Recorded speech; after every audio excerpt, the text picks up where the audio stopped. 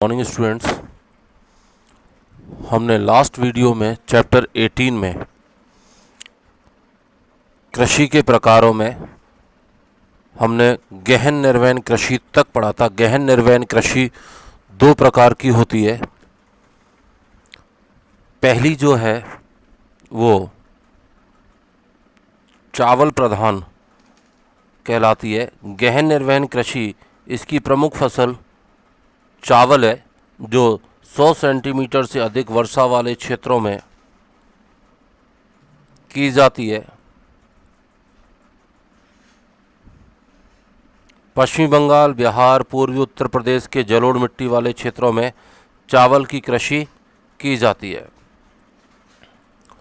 दूसरा जो है गेहूं प्रधान क्षेत्र, ये उन क्षेत्रों में की जाती है जहां पर कि चावल की खेती के लिए पर्याप्त मात्रा में वर्षा नहीं होती। गहन निर्वहन कृषि, गेहूं इसकी प्रमुख फसल है, जो कि 100 सेंटीमीटर से कम वर्षा वाले क्षेत्रों में पंजाब, हरियाणा व उत्तर प्रदेश, राजस्थान व प्रायद्वीपीय पठार के पश्चिमी भागों में प्रचलित है। वाणिज्यिक व्यापारिक कृषि,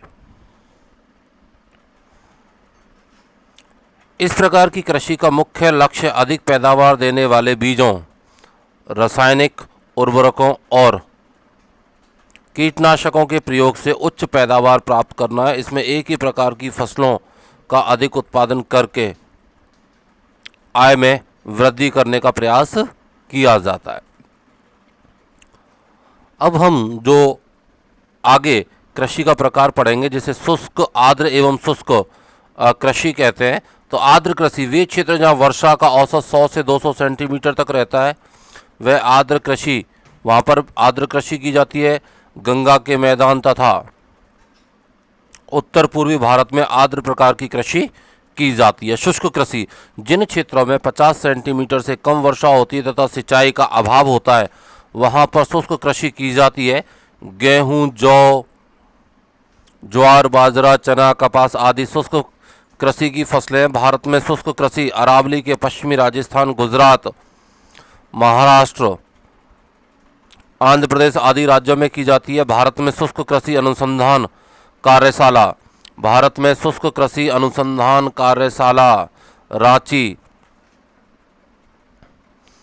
में स्थापित किया गया है, जो भारत की शुष्क क्षेत्रों की जलवायु, प्राकृतिक दशा तथा उचित बीजों का चयन करके शुष्क क्षेत्र हेतु कृषि में योजनाएं बनाता है।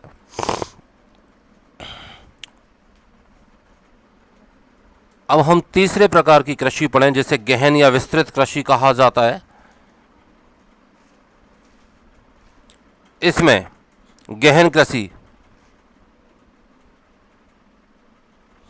गहन कृषि का प्रमुख उद्देश्य कम क्षेत्रों पर अधिक उत्पादन करना है।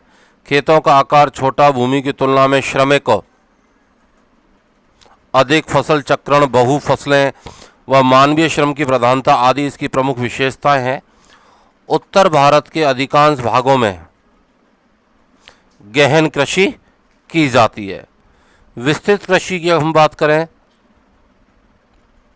जिन देशों में जनसंख्या की तुलना में भूमि अधिक होती है, वहां पर विस्तृत क्षेत्रों में मशीनों व यांत्रिक उपकरणों की सहायता से कृषि कार्य किया जाता है, जिसे विस्तृत कृषि कहा जाता है।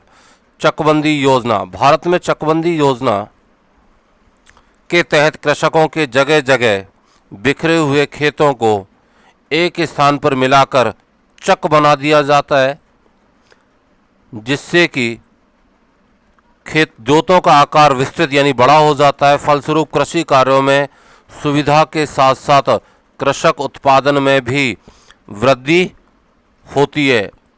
पंजाब, हरियाणा व उत्तर प्रदेश में योजना लागू हो चुकी है। इसको हम इस तरीके से समझ लेंगे, किसानों के पास आधा आधा, एक एक बीघे, दो दो बीघे की ज़मीन जो अलग अलग जगह पे होती है, सरकार उस ज़मीन को किसान को एक ही जगह पे दे दी जाती है। उसे चकबंदी कहते हैं, जिससे कि उसका खेत का आकार बड़ा हो जाए।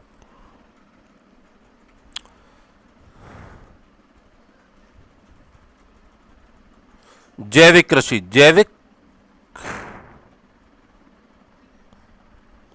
खाद एवं परंपरागत तरीकों से की जाने वाली कृषि को जैविक कृषि कहते हैं।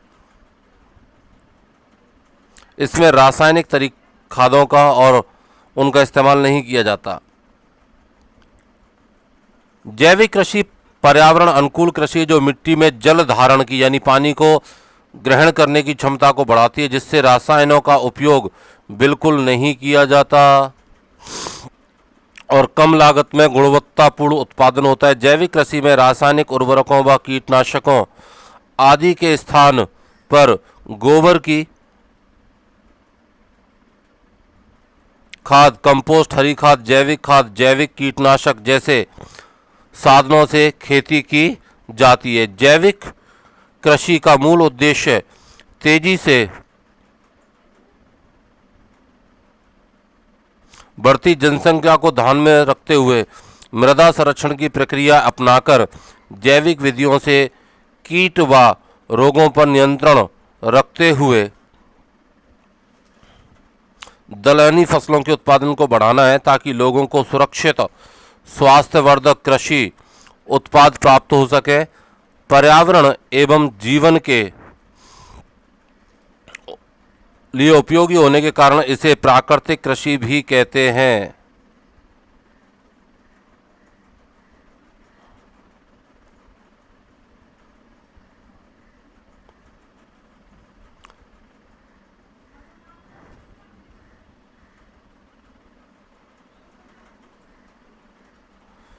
सिक्किम भारत का पहला पूर्ण जैविक खेती करने वाला राज्य